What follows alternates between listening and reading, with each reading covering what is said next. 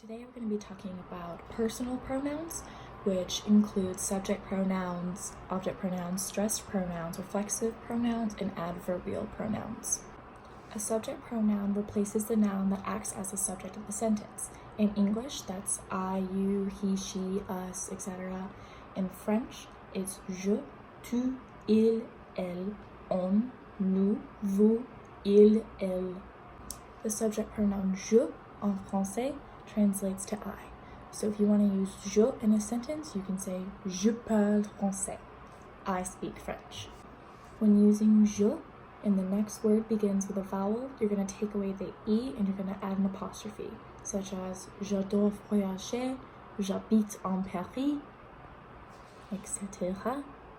There are two different ways to say you. In French, you can use tu or vous. Tu is the informal version. You can use that with friends, family, people that you're close with, people that are younger than you. Vous is used for people that are older than you, people that you need to respect, and it's also used in the plural form of like y'all. Remember that all French nouns are either masculine or feminine, so your personal pronoun is going to have to agree with that. So il is used for singular masculine nouns, and elle is used for singular feminine nouns. In contrast, plural, il, elle, with an S added to the end, you're going to use il with a whole group of people, even if it has all females in it, plus one male, you're going to use il, plural. If it's a group of all girls, you're going to use elle, plural. If you're talking about a group of women, saying that they all wear hats, you can say elles portent les chapeaux. But if that group of people includes one male, it's going to be ils portent les chapeaux. The use of the subject pronoun on in French is typically informal. It can be substituted for various meanings such as they, we, you, people in general, but typically it's an informal way to speak. Using nous is pretty self-explanatory. It's just about the same as saying we. There's no gender agreement, so whenever you want to say we sleep in a hotel, nous dormons à l'hôtel. Vous, remember, is used as you. It can either be you plural or you talking to someone formal. So if you want to say you pay each time, vous payez chaque fois.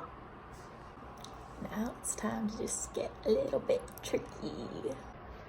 Object pronouns are either going to be direct or indirect, meaning that they will replace either a direct object or an indirect object in the sentence. Remember that a direct object tells the reader what or who is receiving the action from the verb. Therefore, we're going to use a direct object pronoun. When replacing a direct object noun, the direct object pronoun goes in front of the verb. So your sentence structure is going to look like noun or subject pronoun, direct object pronoun, and then the verb.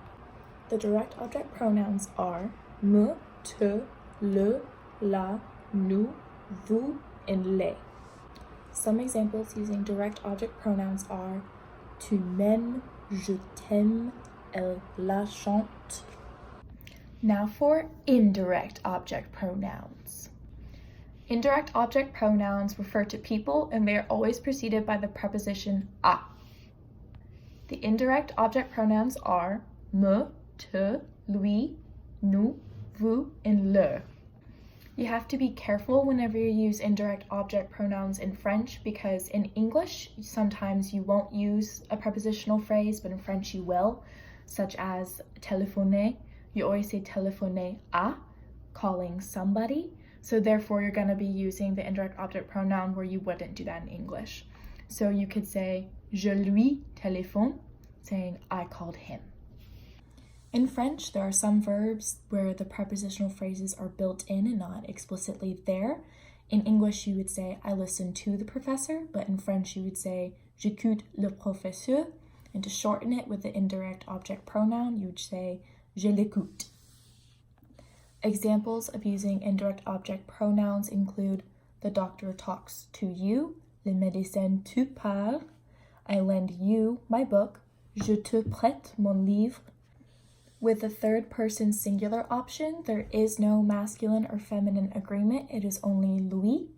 So if you want to say she buys him a drink, elle lui offre un verre. There is also no agreement with the nous form. So if you want to say they send the bill to us, il nous envoie la note. Similar to third person singular, lui, there is no gender or number agreement with the third person plural, leur. You just use leur. So if you want to say we called them this evening, nous leur téléphonons ce soir. Stressed pronouns. Stressed pronouns are used to give emphasis to nouns or pronouns that have already previously been mentioned in the sentence. This gives you a little oomph. The stressed pronouns are moi, toi, lui, elle, soi, nous, vous, eux, and elle. You can use these stressed pronouns to really just emphasize what you're trying to say. For instance, I am busy, you could say je suis occupé, but to emphasize it further, you can say moi, je suis occupé. For emphasis when asking a question, are you hungry? Est-ce que vous avez faim? Vous? Roughly translated in English, you can use stressed pronouns as me, you, him, her, he, she, them.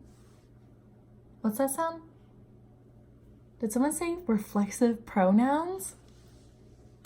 Reflexive pronouns are used when the subject of the sentence carries out the action on itself. Reflexive pronouns work hand in hand with pronominal verbs. They show the subject is performing an action on itself. Like, I brush my hair, I wash myself, I clean my teeth. Pro tip, a reflexive pronoun always agrees with the subject and the pronominal verb always agrees with the subject. In a sentence, the reflexive pronoun will go before the verb but after the subject pronoun. So you'll have the noun / the subject pronoun, the reflexive pronoun, and then the verb. Reflexive pronouns are me, te, ce, nous, vous, ce.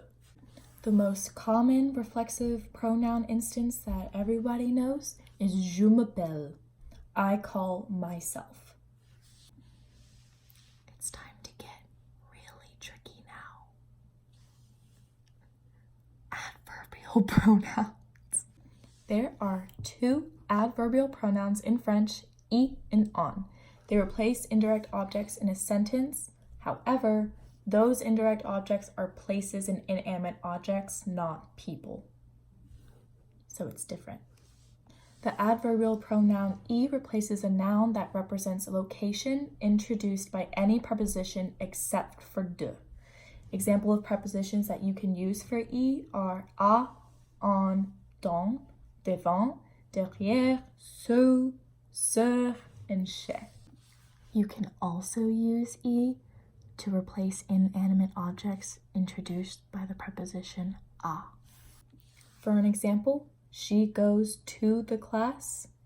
Elle va à la classe. To use y, you would say elle y va. Notice that with this, you use this preposition before the verb, but you can take out everything else after it, including the prepositional phrase and the indirect object that follows. The adverbial pronoun en replaces any noun acting as an indirect object that comes after the preposition de, which, if you remember, was the only preposition that you don't use with y. An example using en, they have some money, elles ont de l'argent. You replace de l'argent with en and place it before the verb. They have some, elles en ont. Bonjour la classe, je m'appelle Chansley et je présente les pronoms personnels. So today we're going to talk about personal pronouns. We've got je présente pronouns. My name is Chansley Hunt and today we're going to be, of course my name's Chansley, y'all know that. Personal pronouns. A pronoun is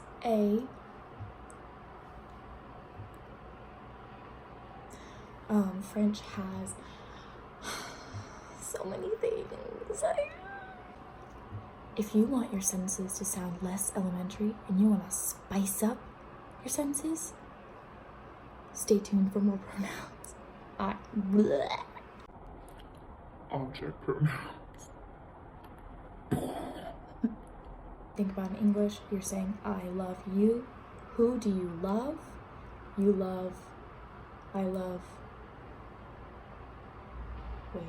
As a preposition. Come on! In contracts, the adverbial contracts.